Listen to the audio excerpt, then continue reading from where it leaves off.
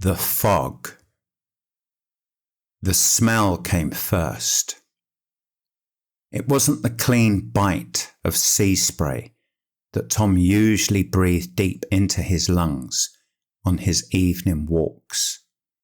This was thicker, sour. It coated his tongue like milk gone off, clinging to the back of his throat.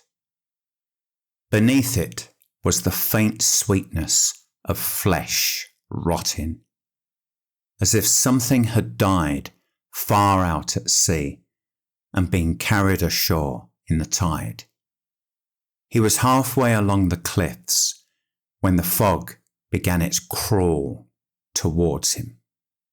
It came from the horizon as a grey wall, rolling across the water with unnatural speed.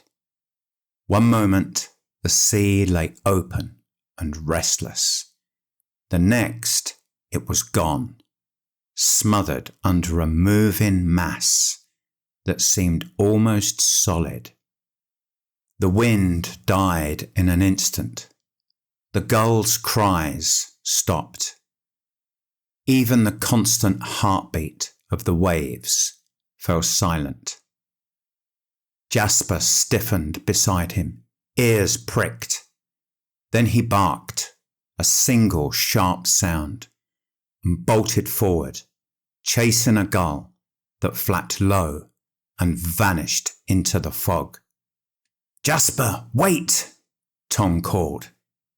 His voice was deadened, as if he'd spoken into a thick blanket. No echo, no answer. The damp reached him first, a film of moisture settling on his hair, his eyelashes, the inside of his collar. The fog wrapped close, and with it came a subtle sound. Not the wind, not the sea. Something softer, lower, like breathing. A dog's bark floated back to him, distant, flattened by the mist. Tom took the path down the cliff. Fence posts loomed out of the fog, only to slip back into it again, their slick wood leaving damp on his sleeve when he brushed past.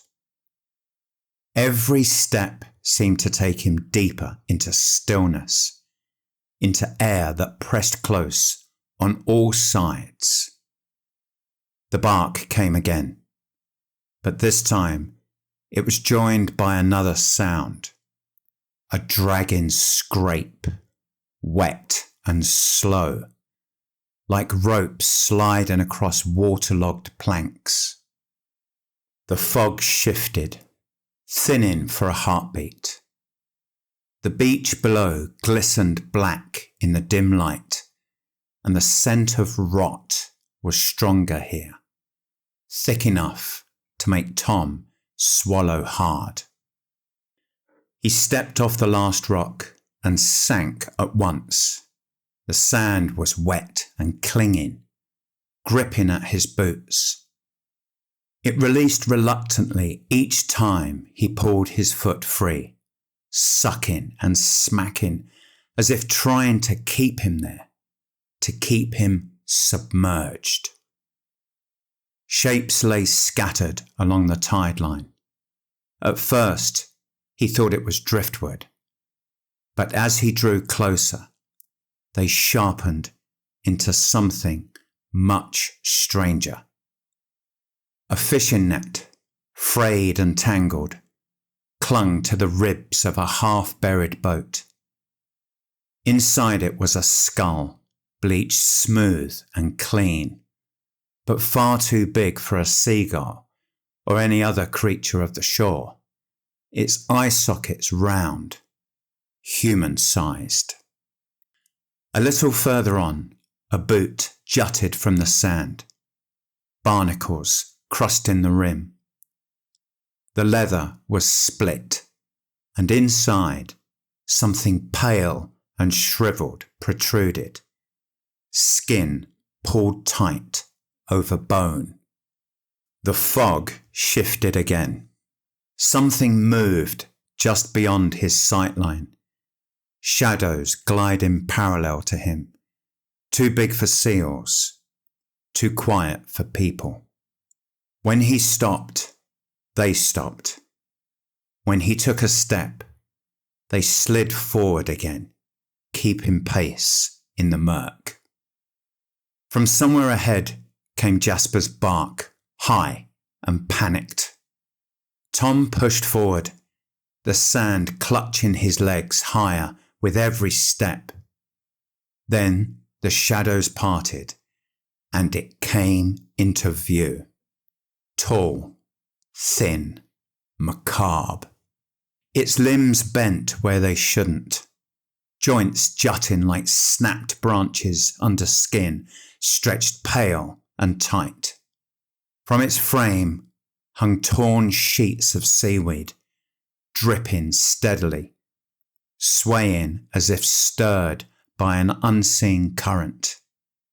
Where its face should have been was a gaping hole, jagged with broken shell, brimming with black water that poured in slow streams into the sand below. In its claws, long spindly things hooked like fishing gaffs, it held Jasper.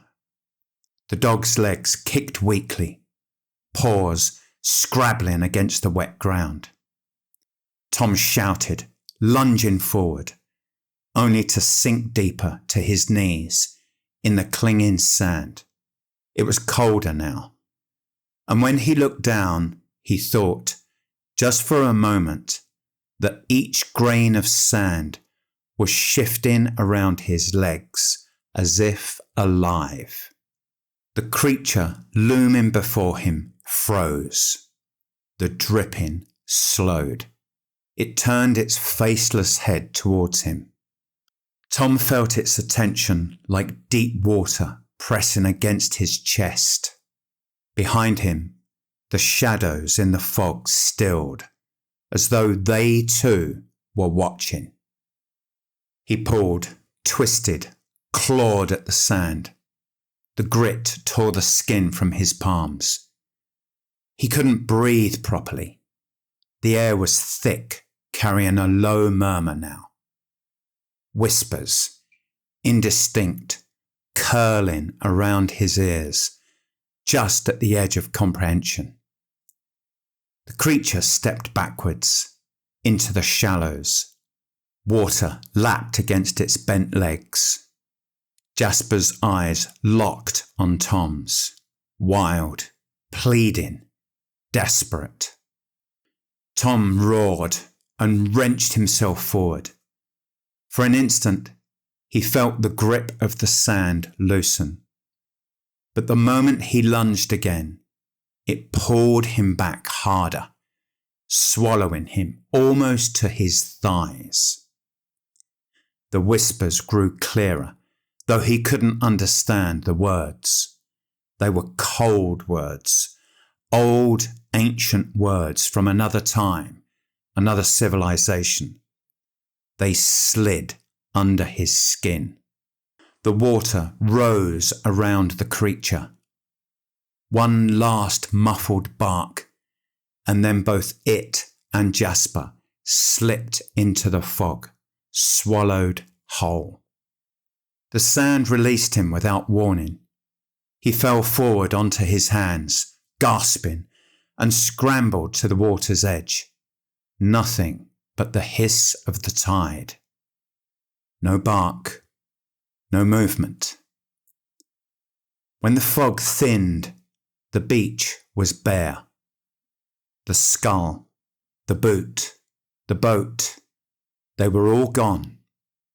So was Jasper. Tom climbed the cliff path without feeling his own legs. At home, he locked the door and pressed his back to it in the dark. His pulse slowed, but his chest was hollow. and the air in the room still smelled faintly of salt and rot. He never spoke of that night, not to his parents, not to anyone, but the shame stayed with him, because he could have fought harder, could have gone under with Jasper, if nothing else, but he hadn't. He'd let the fog take him.